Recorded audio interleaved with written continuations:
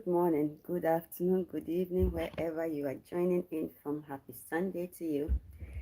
Today is another day, and I welcome you back to Empower White. How you doing?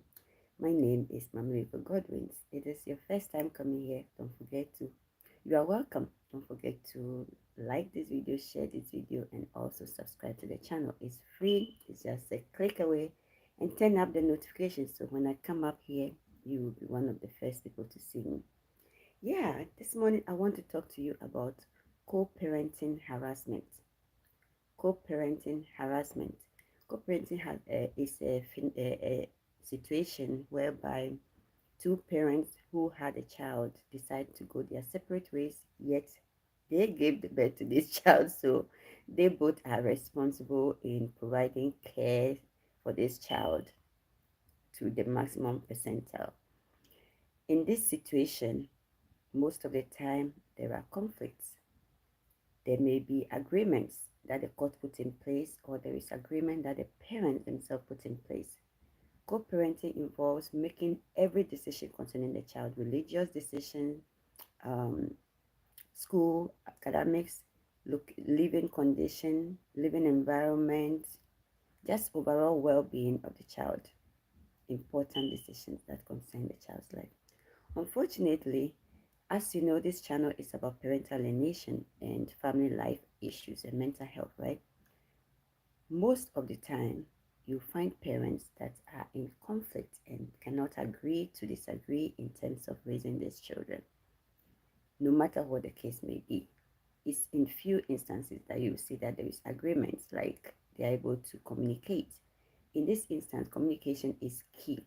So when there is parental alienation, one parent may feel frustrated and their behaviors may present as harassment to the other parent.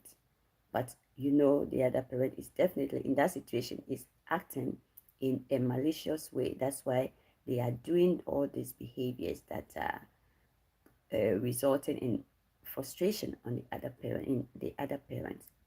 Hence, the other parents have to push to get access, and through that process can also seem like harassing. Another instance where parents are harassed is just that the other parents cannot just agree, period, and that may not involve parental alienation. What did I mean by that? In parental alienation, one parent is being denied access, one parent is being gaslighted, one parent is being badmouthed to the child, and and the child is being psychologically groomed against one parent. So when there is no access, that parent will be making effort through phone calls, through text messages, I was in that situation. Why am I saying I was in that situation? I was in an instance where the court ordered me to talk to my kids every single day, 15 minutes at 7 p.m. to 7:15. For the life of that order, till this date, I am denied access of these children if they find themselves in the other parent's environment. So when the kids were very young, I remember calling, they wouldn't answer. So every other day or at least twice a week, I will call the non-emergent police line to ask for access, to ask for well baby checkups. And then the police will go to the parents' house and check on the kids and give me feedback. At the end, this other parent refusing me access took me to the district court, not the circuit court where the case is. If we went to the circuit court where the case is, I wouldn't have gone through that. But he took me to the district court. Why? Because I showed pictures of my fingers being um, chopped off pretty much, where my fingers are bleeding and stuff. So because I filed for assault charges, they went there and filed for harassment charges and misuse of phone call. So I'm like, what does that mean? So guess what? I ended up with a state docket because I'm being denied access and making efforts to have access to my kids, or at least hear of them and know how they are feeling. In that same situation, I also took the case to where the case was, and I filed for contempt of being denied access, and I won that case. So you see what I mean by if the case was to be sent to the custody court, I wouldn't have gone through all that contempt, what's the name, state docket issue and stuff. But that being said, in Parenting harassment. One parent is either using the social media to cyberbully the other parent, like we've seen in Justin Dean and Cora Obidi's case, where it's like the whole army of the world, like the whole globe, cultural issues, racial issues came to play, people taking sides, and people bullying one party or the other, and then also involved in dragging the kids in some instances. So these are some of the issues that you face with co-parenting harassment. Aside that, you have one parent refusing to enhance smooth decision-making processes. Like, okay, one parent want to travel. It happened to me many instances. I saw it happening to Cora too, where you want to obtain passport for the other child and it becomes a hassle because the other parent would not come and sign the passport for you to get passport to travel with the kids. When it comes to education, okay, I don't want to pay school fees if they will go to this school. I'm not approving this decision versus that. I don't want my kids to be Presbyterians versus Jehovah Witnesses because Jehovah Witnesses don't accept blood. I don't want my kids to. So it becomes so much than it should be. And these are the same people that stayed under the same roof in the name of marriage, making decisions together and building their home together. But then when they become a divorce and there is a child, one parent or some parents use the kids as a means to abuse, to control, to manipulate, so that they will not be held responsible for their duties. I don't want to pay school fees, so I don't want my child in that school. Versus, what are the benefits? What are the pros and cons of taking this child to this school? Discussing it. Is it best for the child? Is it this? Is it that?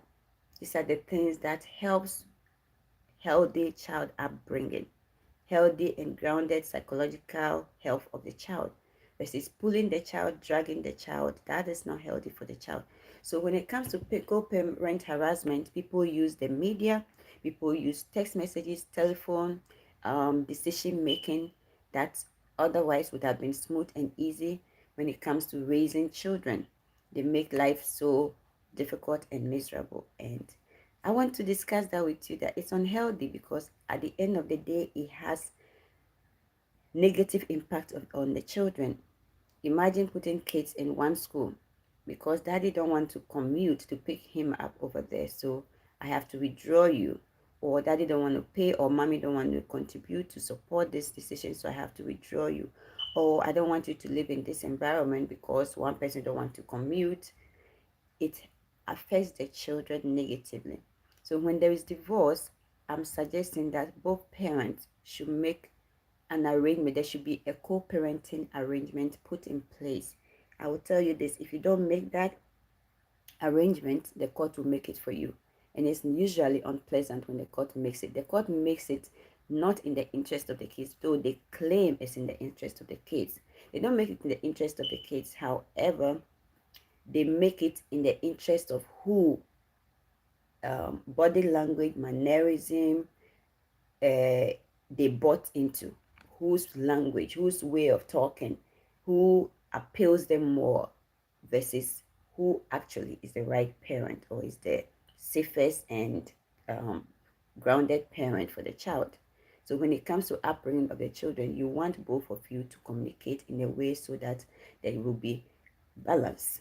The child will have a balanced life, because when both parents are involved in a healthy way, it goes a long way to provide healthy upbringing, healthy psychological health, healthy life for the child. You understand? The child is grounded. The child is don't go through so much anxiety. It's already enough for the child. Being tossed over from one home to the other is already stressful. You wouldn't think it is, but it is. It brings respite care to the parents involved. Meaning that you don't have to have the child. Mommy don't have to have the children all the time, and daddy don't have to have the children all the time. So one parent, the parent who don't have the child at certain period, is able to go to work without worrying about what would my kids eat, what time would they be in school, who will pick them up. So you get that relief in between. So that is an advantage when it comes to co-parenting for the caregiver, the parents involved. But when it comes to the children, it's not easy. Imagine doing week on, week off. By the time they go here, by the time they settle in, relax, it's time for them to go back to mommy. Boom, by the time they settle in, getting comfortable with the routine, so it's time to go back to daddy. So their system is always reactivating.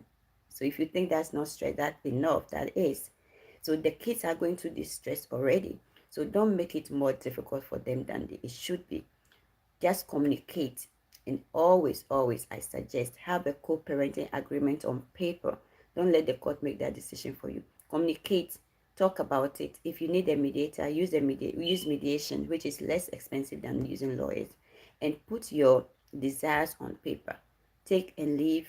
I will give off some and to get, to lose some, and put those agreements on paper, where the child will be certain holidays, this person versus that person, why and how things should be done. Both parents go into agreement, put it on paper, submit it to the court for the court to put it in an order for you, just so that there is a guidance. Let's say one parent is sick at certain time and the other parent has to and somebody else has to be involved. At least that agreement is in place to be followed until things get back to normal or the unfortunate is resolved. All right, that's what I came to your way this morning to discuss co-parent harassment. Co-parent harassment can take various forms. You can take using the whole community to harass the other parent, using the whole community to do this smear campaign, using social media, like I said, to do the cyberbullying, using friends and family to harass one party in the selfish interest of the other.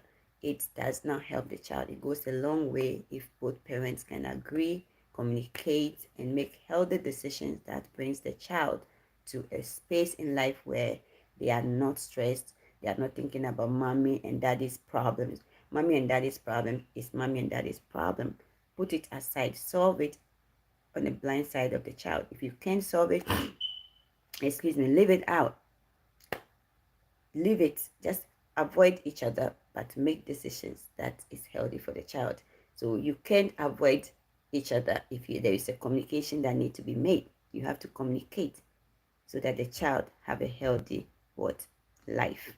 Their education, religion, friends, living circumstances, living environments, location, geographical location, the kids who live, their schools, things like that.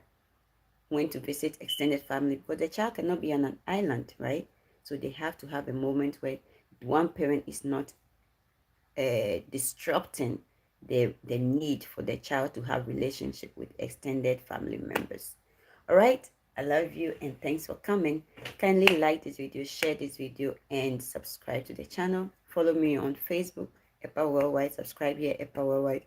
Go to Instagram and subscribe or follow me there, Epa_Worldwide, and go to TikTok at Epa Worldwide. I love you so much and thanks for coming. God bless you. Happy Sunday.